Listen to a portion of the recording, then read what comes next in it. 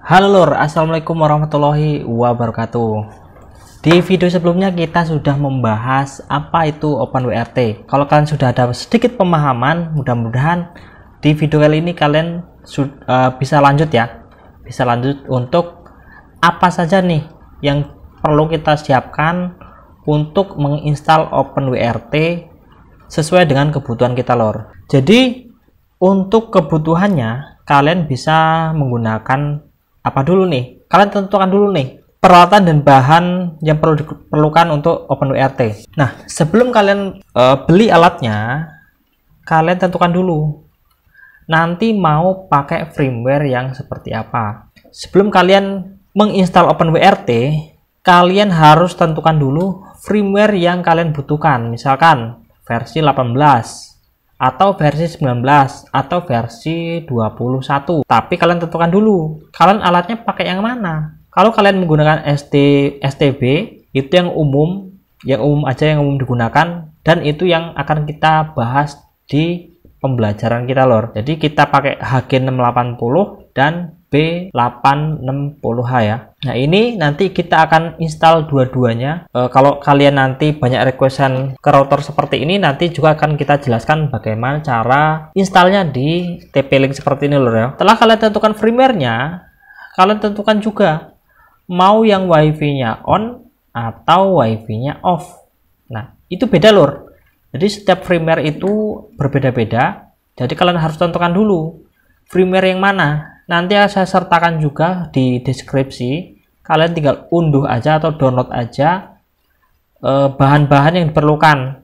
Kalau untuk masalah STB-nya nanti akan saya sertakan linknya di deskripsi. Bahan-bahannya untuk yang belum dioprek lur. Biasanya harganya lebih murah kalau yang belum dioprek. Jadi untuk bahan aja, untuk latihan aja, nanti kita unlock dulu. Jadi sebelum kita install OpenWRT, kita perlu yang namanya unlock dulu. Tuh, jangan sampai salah. Kita unlock dulu supaya apa? Kalau masih bawaan dari si Cindy ya, atau bawaan aslinya, biasanya belum bisa kita install OpenWRT lor. Itu biasanya belum bisa, apalagi untuk B860. Itu beda merek aja, beda cara installnya. Nah untuk HG680 itu perbedaannya biasanya di pantat hitam dan pantat putih, itu untuk HG. Sedangkan untuk B860 itu bedanya di cara installnya dan merek atau keluaran dari PT mana, itu berbeda lor ya. Nah setelah kalian tentukan alat, tentukan bahan ya, kita butuhkan apa dulu nih, versi 1 atau versi 2. Nah untuk versi 1 berarti RAM-nya itu 1 GB ya untuk versi 1. Sedangkan untuk versi 2 itu RAM-nya RAM 2 GB atau RAM-nya sudah besar lah ya. Dan untuk load balancing itu lebih yang mana? Lebih bagus yang mana? Ya kalau menurut saya lebih bagus yang RAM 2 ya. Itu menurut saya pribadi, karena saya menggunakan load balancing juga, dan saya punya juga RAM 1 tapi nggak saya pakai untuk load balancing. Kenapa? Ya karena RAM-nya juga masih belum mumpuni lor. Nah setelah kita siapkan untuk bahan-bahannya, maka kita sediakan juga yang namanya modem lor. Nah modem ini kita butuh yang namanya modem yang sudah healing atau yang sudah punya IP atau bisa diakses oleh browser deh. Nah, inti kasarnya di situ. Jadi modem healing itu untuk IP, nah, itu bisa diakses lewat browser. Jadi untuk modem stick itu biasanya belum bisa ya kita akses lewat browser. Dan untuk modem yang tipe healing itu biasanya bisa diakses lewat Mozilla atau Chrome, atau bisa lewat handphone juga bisa lah ya. Nah setelah itu, kalau kita menggunakan WiFi on, otomatis kita nggak menggunakan yang namanya access point. Tapi kalau OpenWRT kita untuk yang WiFi off, tapi yang untuk STB loh ya, untuk STB kan ada dua kategori itu. Kalau WiFi-nya off, kita wajib menggunakan access point. Beli aja yang di kisaran 100 ribuan lah, itu udah lumayan bagus. TP-Link seperti ini juga 100 ribuan udah lumayan bagus lur, itu udah baru lah, itu di bawah 200 dia. Harga umumnya seperti itu. Nah, ini untuk alatnya yang saya gunakan, nanti saya sertakan juga ya di videonya. Itu alat-alat yang saya gunakan ya. Kalian siapkan aja dulu, karena besok kita akan coba lakukan unlock dulu ya, karena unlock ini kan lumayan memakan waktu nih. Nah, nanti kalian siapkan aja untuk bahan-bahannya. Kalian siapkan atau download ya, download ini nih, USB burning tool. Kalian download ini, nanti akan saya sertakan di deskripsi untuk linknya. Kalian download dulu aja. Yang perlu kita siapkan yang pertama yaitu STB IndiHome ya, dan ini ada versi B860H dan HG680P.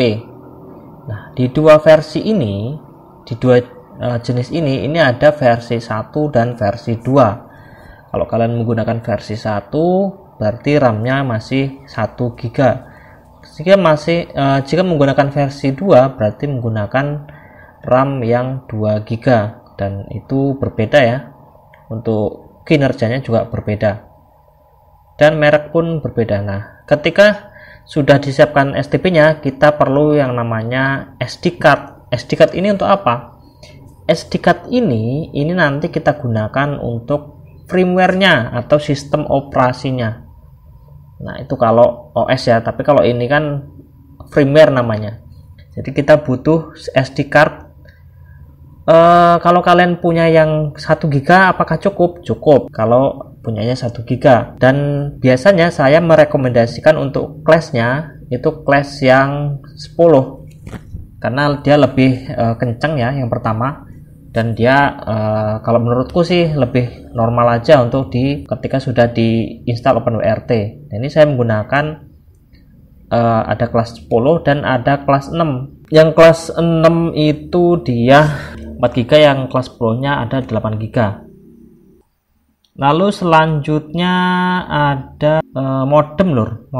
Modem ini kita perlu yang namanya, nah ini saya punya E5372 dan E5573, dan satu ada lagi, yang satunya yang sedang terpasang itu E5577. Jadi kalau kalian punya yang modem-modem tipe ini bisa digunakan. Jangan menggunakan modem stick seperti ini lur ya. Itu kalau kalian nggak mahir opreknya, ini biasanya malah nggak kepake, itu kan sia-sia. Silahkan gunakan yang pasti-pasti aja. Modem healing ya E5372 yang sudah unlock, dan E5577 dan E5573 itu sudah bisa semua. Selain itu apalagi banyak, ada Orbit, ada macam-macam lah pokoknya. Tapi itu yang saya rekomendasikan untuk jika kalian masih baru belajar ya. Setelah beberapa alat itu kita butuhkan, ada beberapa yang perlu kita butuhkan juga. Untuk unlock itu ya, ini karena unlock jadi saya menggunakan USB to USB. Kenapa? Karena saya lebih enak rakit seperti ini lor. Kalian bisa juga ya menggunakan USB to TTL. Jadi kalau kalian pengen lebih enaknya ya silahkan gunakan USB to TTL. Tapi kalau kalian menggunakan alat seadanya, silahkan rakit sendiri aja ya, rakit sendiri USB to USB seperti ini. Kalian gabung-gabungkan aja untuk kabel-kabelnya.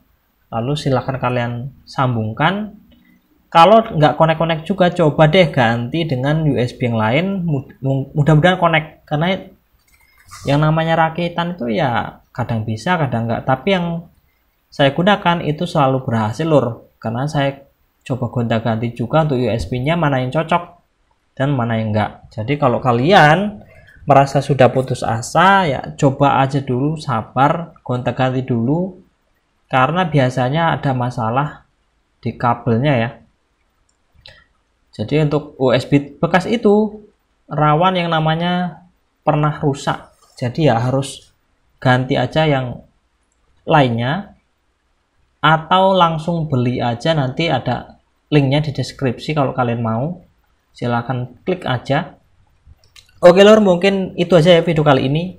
Jika ada beberapa yang kurang nanti akan saya tulis di deskripsi, dan silahkan disiapkan dulu dan kita tunggu di video selanjutnya, karena kita akan bahas ini pelan-pelan, dan kalau ada pertanyaan nanti akan saya alihkan ke video berikutnya supaya semuanya tertutupi lor ya.